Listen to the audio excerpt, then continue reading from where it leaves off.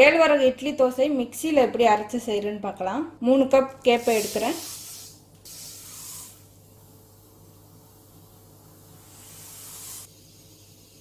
அரிசி 1 கப்.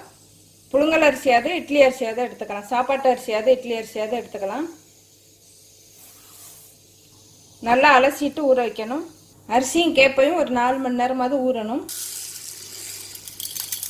அரிசி அளந்த அதே கப்பில் 1 கப் உளுந்து. நல்லா உளுந்தா இருந்ததுன்னா 3/4 கப்ல இருந்து 1 கப் அளவு போதும். இல்லைன்னா 1/4 கப்பு சேர்த்துக்கலாம். 1/4 கப் அளவு சேர்க்குறேன். கொஞ்சமாக வெந்தயம். இதையும் நல்லா அலசிட்டு ஊற வச்சுக்கணும்.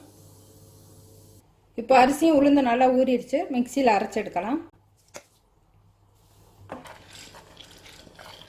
உளுந்து நிறைய இருந்ததுன்னா 2 தரமாக அரைச்சி எடுக்கணும். முதல்ல தண்ணி சேர்க்காம அரைச்சிக்கோங்க. அதுக்கப்புறம் தண்ணி சேர்த்து அரைக்கணும். அப்போ தான் நல்லா அரைப்படும். இந்த அளவு தண்ணி சேர்க்காம அரைச்சிருக்கேன். இதுக்கப்புறம் கொஞ்சம் கொஞ்சமாக தண்ணி சேர்த்து அரைச்சிக்கலாம்.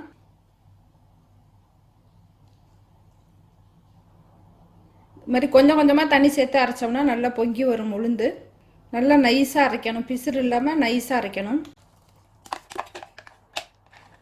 இப்போ அரிசியும் கேப்பையும் சேர்த்து 2 தரமாக அரைச்சி எடுத்துக்கிறேன். நிறைய இருக்கனால முதல்ல தண்ணி சேர்க்காம அரைச்சிட்டு அதுக்கப்புறம் தண்ணி சேர்த்து அரைக்கணும். அரிசியும் கேழ்வரகும் சேர்த்து ரொம்ப நைஸாக அரைக்க வேணாம். கொஞ்சம் சொர சொரப்பாக அரைச்சி எடுத்துக்கணும்.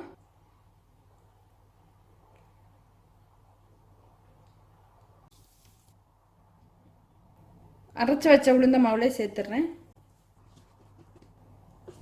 உப்பு சேர்த்து கலந்துடலாம். கல் உப்பு வந்து நுணுக்கிட்டு சேர்த்துருங்க. நல்லா கலந்து விடணும். கையால் கலந்து வச்சோம்னா சீக்கிரம் புளிக்கும். மாவு வந்து கெட்டியாக இட்லி மாவு பதத்துக்கு கலந்து வைக்கணும். ரொம்ப தண்ணி சேர்த்து கலந்து வச்சிடக்கூடாது. அது வந்து தோசைக்கு தான் சரியாக வரும். ரொம்ப தண்ணி சேர்த்து கலந்து வச்சோம்னா இட்லி வந்து தோசை மாதிரி இலக்கமாக வரும். இட்லி வந்து பூ பூவாக வராது, களி களியாக வரும். மாவு நல்லா புளிச்சு பொங்கி வந்ததும் இட்லி செய்யலாம்.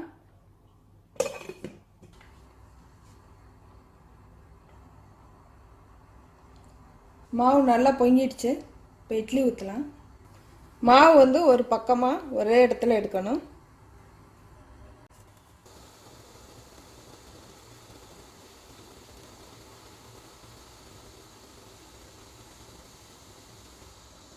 மாவு இந்த மாதிரி ஒரே பக்கமாக இருந்து எடுத்து இட்லி செய்யணும். கீழே உள்ள மாவு கொஞ்சம் தண்ணி சேரும். அதை நல்லா கலக்கிட்டு தோசைக்கு எடுத்துக்கணும். இதில் வந்து தோசை எப்படி செய்கிறேன்னு பார்க்கலாம். கொஞ்சமாக மாவு எடுத்துட்டு தோசை மாவு பதத்துக்கு கொஞ்சமாக தண்ணி சேர்த்து கலந்துக்க போகிறேன்.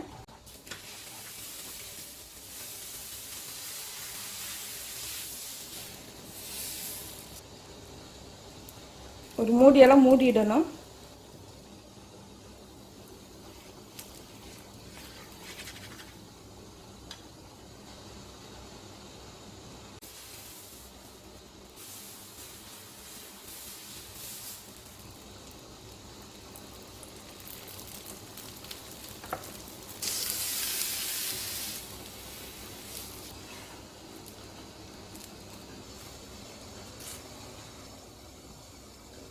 இட்லி நல்லா வெந்துடுச்சு, எடுத்துடலாம். ஓரத்தில் கொஞ்சமாக தண்ணி தெளித்து விடணும். ஓரத்தில் உள்ள துணி வந்து நல்லா பிடிச்சிட்டு இருக்கும். தண்ணி தெளித்து விட்டுட்டு எடுத்தோம்னா டக்குன்னு எடுபட்டுரும்.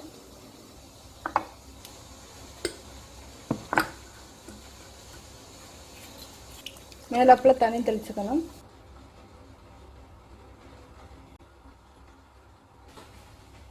மிக்சியில் அரைச்ச கேழ்வரகு இட்லி தோசை ரெடி ஆயிடுச்சு. தோசை ரொம்ப நல்லா வந்திருக்கு.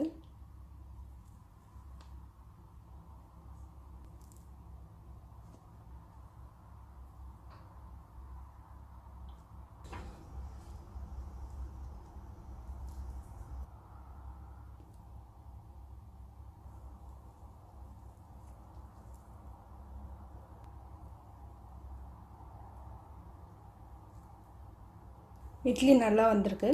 இந்த இட்லிக்கு எல்லா வகை கார சட்னியும் குருமாவும் நல்லாயிருக்கும். நன்றி.